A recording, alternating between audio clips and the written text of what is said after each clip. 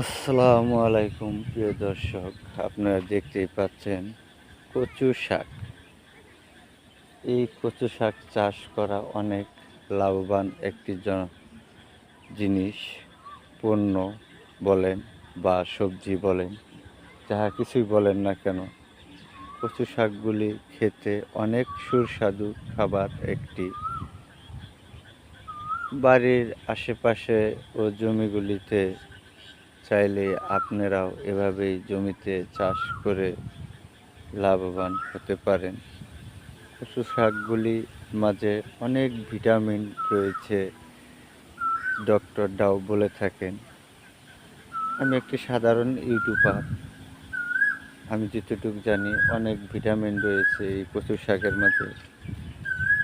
আপনারাও বাড়ির আশেপাশে জমিগুলি ফেলে না রেখে এভাবেই জমিতে আপনারাও কচু শাক চাষ করে থাকবেন। এই কচু শাকগুলি চাইলে বাড়ির আশেপাশে আপনারা চাষ করে লাভবান হতে পারবেন। চাইলে এভাবে কচু শাক রয়েছেন অনেক ভিটামিন। বাড়ির আশেপাশে জমিগুলি অনেক কাজে মাঝে যদি আপনারা রাখেন, এভাবে জমিতে কচু শাকগুলো লাগিয়ে রাখেন, তাহলে অনেক উন্নত একটি চাষ এটি।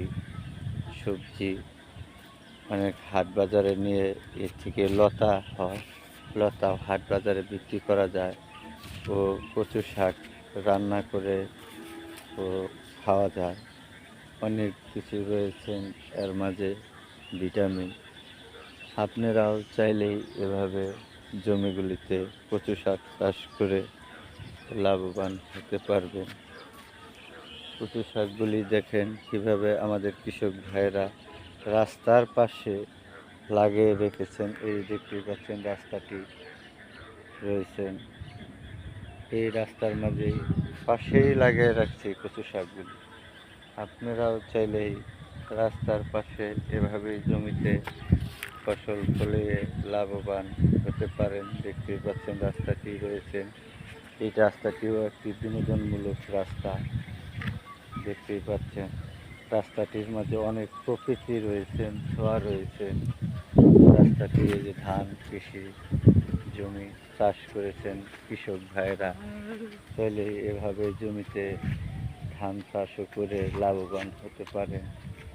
বাড়ির আশেপাশে জমিগুলি ফেলে না রেখে, চকের জমিগুলি ফেলে না রেখে এভাবে জমিতে ফসল ফলিয়ে আপনারাও লাভবান হতে পারবেন। আমি একটি সাধারণ ইউটিউবার ভাই, কিছু না বললেই না চলে না। আমার জন্য দোয়া করবেন, আপনাদেরকে নিত্য নতুন কন্টেন্ট সর্বক্ষণই দিয়ে থাকি আমি। যদি চান আরও নিত্য নতুন কন্টেন্ট দেব, আমাকে কিছুটা উৎসাহ দিতে হবে আপনাদের, তাহলে সে না এরকম প্রকৃতির ছোঁয়া আপনাদেরকে আমি দেখাতে পারবো। দেখতে পাচ্ছেন প্রকৃতির ছোঁয়াটি কীরকম রয়েছেন। প্রকৃতির ছোঁয়াগুলি অনেক সৌন্দর্য রয়েছেন, প্রকৃতির ছোঁয়া। চাইলে এই জায়গায় এসে আপনারাও বেড়াতে আসতে পারেন। অনেক বিকেল টাইম হয়ে থাকে, তখন মানুষজন কোলাহল থাকে, এইখানে বেড়াতে আসে। মানে প্রকৃতির একটি বাতাস ও শান্ত পরিবেশ এখানে। রাস্তাঘাটে মানুষজন শুধু যারা চলাচল করতে আসে, কাপড় লোকেরাই চলাচল করতে আসে, তারপরে মানুষজন বন্ধু বান্ধব নিয়েও বেড়াতে আসে এখানে। প্রকৃতির ছোঁয়া আছে এখানে, অনেক কিছু রয়েছে জায়গাটির মাঝে। বাড়ির আশেপাশে যেভাবে আমি দেখালাম কচু গাছগুলি, চাইলে আপনারাও এভাবেই কচু চাষ করে রাস্তার পাশে আপনারাও লাভবান হতে পারবেন। এভাবেই রয়েছেন আমাদের কৃষক ভাই, চাষ করে থাকেন কচু শাকগুলি। আপনারাও চাইলেই বাড়ির আশেপাশে এভাবেই কচু শাক চাষ করে লাভবান হতে পারবেন। এইখানে যে আমি প্রকৃতির ছোঁয়াটি দেখালাম, যদি আপনারা দেখতে আসেন তাহলে আসতে পারেন। কালীহাতি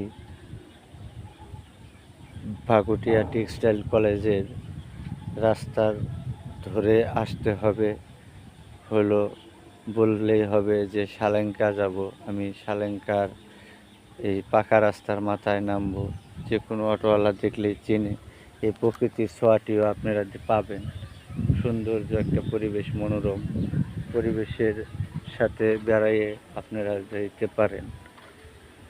আমি যদি না চেনেন, আমাকে একটি ছোট করে শুধু কমেন্ট করবেন এই প্রকৃতি জায়গায় বেড়াবার আসার জন্য, তাহলে আমি আপনাদেরকে দেখাবো এভাবেই যে রাস্তাঘাট চিনিয়ে দিব, ঠিকানাটি আমি কমেন্টে তুলে ধরবো যে কোনভাবে আসতে পারেন।